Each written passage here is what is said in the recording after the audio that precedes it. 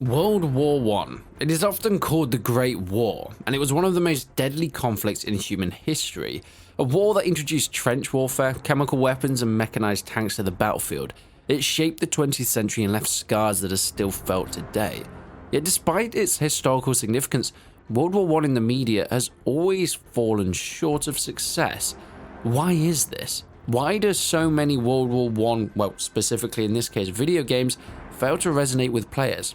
Let's dive in and explore the challenges developers face, turning this grim chapter of history into an engaging video game experience, and why most of the time they end up failing. Let's start with the setting. World War I is notorious for its trench warfare, the style of combat that's defined so much of these battlefields. Soldiers spent weeks, even months, in muddy, rat-infested trenches, advancing only a few meters at a time. It was a war of attrition, marked by endless stalemates and grueling conditions. From a historical perspective, it's fascinating, but from a gameplay perspective, not so much. Trench warfare doesn't naturally lend itself to dynamic, fast-paced gameplay. Imagine a multiplayer match where you're stuck in a trench for 15 minutes, dodging artillery and waiting for a whistle to signal your charge, only to be mown down by a machine gun. It's realistic, sure, but is it fun? I think for most players, and we're trying to talk about the mainstream here, the answer is no. Another reason that World War I games often struggle is because they just get overshadowed. You see, the Second World War is a blockbuster of historical conflicts. It has everything. Clear heroes and villains, iconic battles, and a narrative that's easy to understand. It's no wonder that World War II games just dominate the historical shooter game. I mean, I think heroes and villains is one of the key factors here. World War I is so brutal, so bloody, and so tragic that there wasn't really a good or a bad side. And trying to convey this into storylines within, well, the First World War and in video games makes it a lot harder. World War I is just such an ambiguous war. There was no universally recognized villains, no straightforward moral dichotomy. It was a war sparked by complex webs of alliances, political tensions, and the assassination of, well, your boy Franz Ferdinand. But whilst this made for great history lessons, it's harder to sell for players looking for that clear-cut story of good versus evil. And then it goes back to the technology. There was an issue with weaponry. You see, World War I marked the transition from 19th century tactics to modern warfare, but the technology was still in its infancy. Bolt-action rifles, early machine guns, and unreliable tanks were tools of the trade. Comparing this to the fast-paced, high-tech arsenals of the Second World War or even modern games, the First World War just felt primitive when it came to weapons. Reloading a bolt-action rifle in the middle of combat is authentic, but just like trench charging, well, can feel tedious for players. And let's not forget these early tanks. I mean, armor is a big factor of World War II games like Hell Let Loose or Squad 44, but the First World War armor just wasn't the same. Slow, clunky, prone to breaking down, and half the time the crew would be knocked out within an instant of falling off a trench.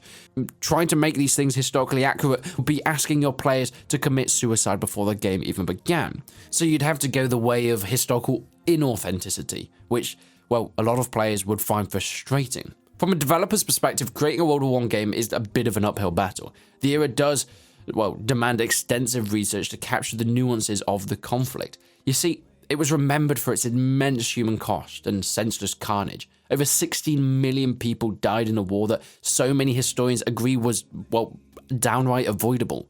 And this presents a unique challenge for game developers. How can you create a game that's fun to play whilst respecting the gravity of the subject matter? Some games like Valiant Hearts: The Great War have tackled this by focusing on the personal stories rather than the combat.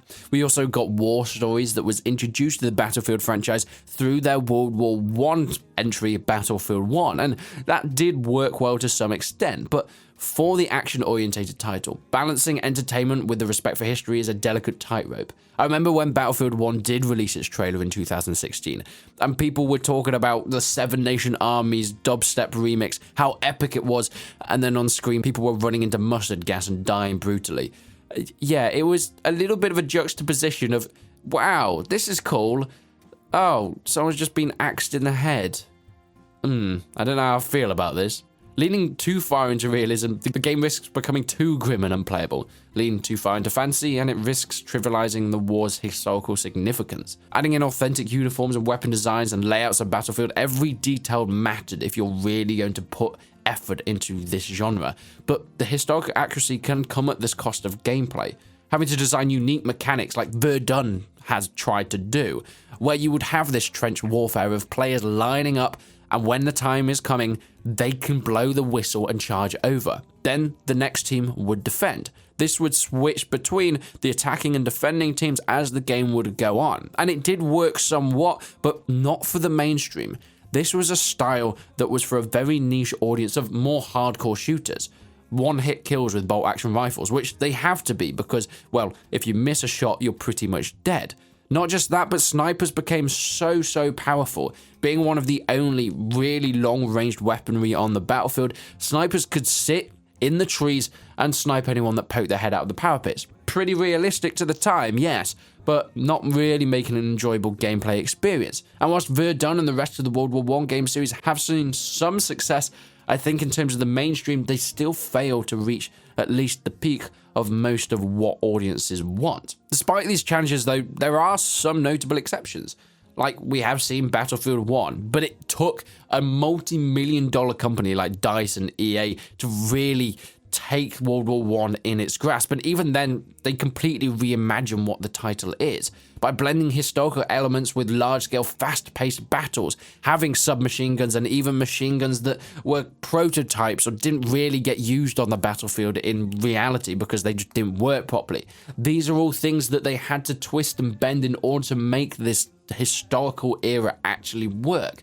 It was a pretty terrible representation of historical accuracy, but in some ways a fantastic representation of the stories being told within their war stories single player, and of course keeping it within the mainstream and what people love about Battlefield.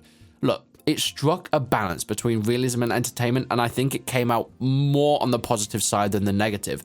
Its cinematic approach, diverse maps, and focus on lesser-known theatres of war did help it stand out, but I would never say it was a true, authentic World War I experience. Another standout, though, is the aforementioned Valiant Hearts: The Great War. This is a single-player, narrative-driven game that focused on the emotional impacts by telling personal stories through unique art styles and puzzle-based gameplay. It offered a fresh perspective on the First World War, and these games often show success is possible when developers do try and innovate, but they are not the mainstream, and they are not the run-and-gun FPS titles that most players want to play these days. Is it unfortunate? Yes. But is it a fact? Well, once again, yes. So what can be done? Will we ever get a successful World War I game? Well, here's a few of my ideas. Focus on some of the untold stories. Some of the best stuff within Battlefield 1 in its war stories were things like Africa, the Middle East, and beyond. I mean, we've seen so much within Europe, and I understand it was such a major point, but in order to try and grasp a fresh perspective on this, looking at the African campaign and the Middle East could be explored so much more in depth and find some fresh, engaging perspectives.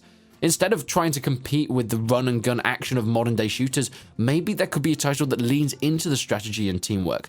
Okay, so we've had it a little bit in Isonzo, Tannenberg, and Verdun. They have lent into, as mentioned, new gameplay mechanics of blowing whistles and having pushing and pulling, defense and attack, being able to call in artillery strikes and have flare guns, that sort of thing. But it's not lent into it enough, because there is no real in-game communication, and I think that's what it needs. Imagine something like a Hell Let Loose with that player base that do talk. A Squad 44, where everybody communicates, from the high command to the armor squads, to the recon to the grunts on the ground, but within a World War I setting. Of course, it was attempted at one point in the past, with a game called Beyond the Wire, which funnily enough, which was published by the same people as Squad. But it didn't quite get the push that it needed and still didn't reach the audience. So maybe that is just a testimony to how hard it is to get this historical period out there, but I think it can still be done. It's such a complex, brutal conflict, and translating it into video games is, well, no easy task. It is an immense challenge, but there is so much potential.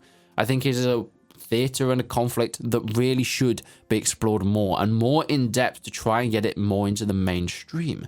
So whilst World War I games may struggle, they're far from a lost cause. After all, history itself is full of stories just waiting to be told, and in this case, waiting for somebody to bring it into the limelight.